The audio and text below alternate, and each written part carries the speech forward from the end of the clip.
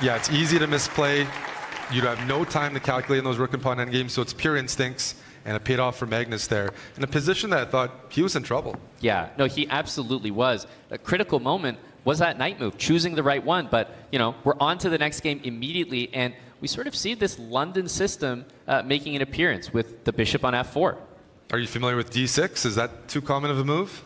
Not very. Honestly, there are so many ways you can play against the London, but d6 is a move that indicates the intention to play knight h5. You're trying to take away that e5 square from the bishop, and that's why h3 was played very early, so that you have space to bring that bishop back.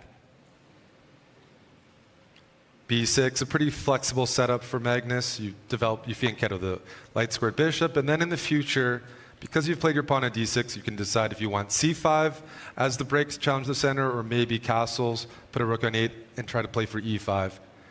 And e5 right away. Yeah, we see it immediately. The g2 pawn being loose, and specifically with the pawn on h3 as well, means it's a difficult pawn to capture in the middle. And so what we actually see is that e5 was achieved in a way that you might not expect earlier. So it's kind of a move that you haven't had to prepare with queen e7. In this d5 move by Denis, to explain, it might look a bit early.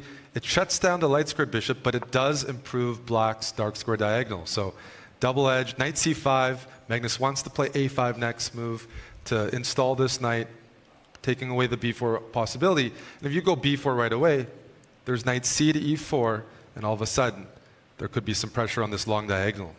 Yeah, the bishop on h2, the reason that black has played e5 and e takes d4, the bishop on h2 is no good against that pawn structure. c7, d6 completely neutralizes that London dark squared bishop. So we'll probably see rook e1, the bishop can slide back to the f1 square, and at some point white does want to play knight to d4 into the center of the board, but it's a difficult move to play when the bishop on g7 is eyeballing it, and currently it would be a loose piece. Yeah, I mean, before I do that, I guess we have to start considering bishop back to f4. Doesn't feel good, but it's not part of the game right now. I'd love to maybe pin the knight or bring it back to e3. Yep, and e3 would support that idea of knight d4, so I don't mind that at all. Bishop to f4, bishop back to e3. Meanwhile, for black, the bishop on b7 is not ideal. So you're either going to have to break the position with c6 or reroute that bishop back to c8. Well, knight b5, just like last game, you put the knight here, long-term pressure on c7, but it's hard to sometimes evaluate. What if black's bishop on b7 was already blocked by the pawn? Might not be such a bad idea to trade it off for a knight. Yeah, absolutely. Knight d4. So basically, we're seeing knight d4 achieved. This is the plan that we outlined, and it was done in a nice way with knight b5 first. And now if the bishop captures on b5, you can recapture nicely with the knight or with the pawn and sink the knight on c6 as well. Quite a few trades coming in. Position's not changing too much evaluation-wise. Both players have, you know, some space here. Magnus has this good dark squared bishop. Denis has this nice knight on b5. It's just optimizing some pieces that require it. And for me, when I'm looking at this from Denis's perspective, it's bishop f4 screaming to be played. Yep. Needs to get back in the game. Exactly right. This is you can just see the demeanor here. I don't think this is a position that's too scary to handle, but the space advantage, maybe I give the slight nod to white in this position. However, it's a game of color complexes. Light squares versus dark squares. You can see the control that white has of the light squares in the position, and for black, that dark squared bishop is so powerful. One thing I want to mention from the previous game is Magnus had a4. In this position, if Denis has time, he'd like to play b3, a3, and then b4, dislodging the knight and gaining some space on the queen side. That takes a bit of time, so I'm not sure if he'll go for it, but it's an opportunity later on down the road. Exactly, and that's why we were so stunned by that a4 move, because it completely removes that possibility, and that is how white is going to kick that knight out from the c5 square and continue to actually make some progress in this position, which looks slightly better, but very difficult to actually break through. There's no targets, there's no weaknesses. I really like this maneuver from Denis, though. Queen e2 and then queen e3, control of the e-file. The pieces are all coordinated for the most part. And b3, we're seeing the setup, a3, b4, and white does have a bit of a space advantage. Once b4 hits, there'll be some serious questions for Magnus, so he's got to be urgent.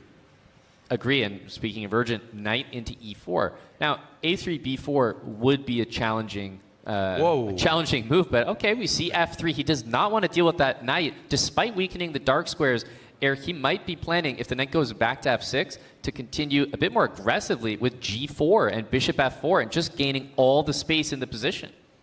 Plays h4, earning control over the g5 square long term.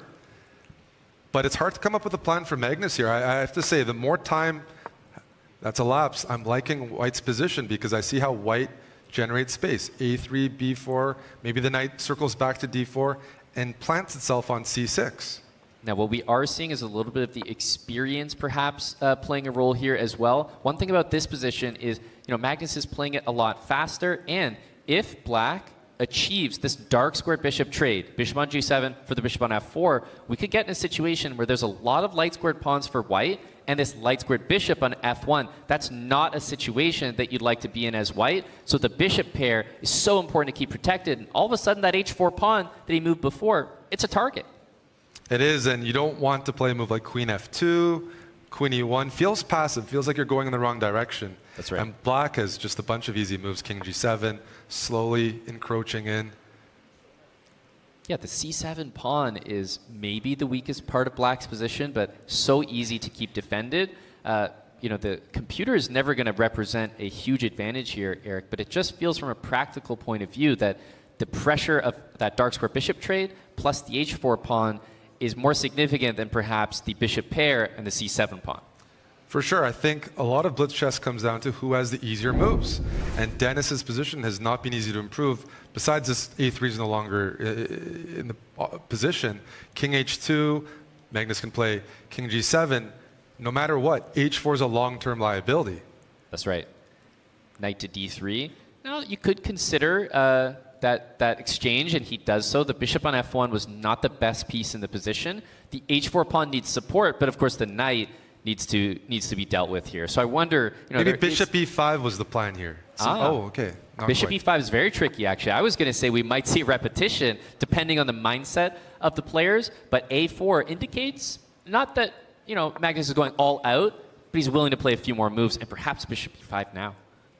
I think there's positions to look at in the future where Magnus might be willing to sacrifice the c7 pawn for counterplay elsewhere. That might be the h4 pawn, might be the c4 pawn.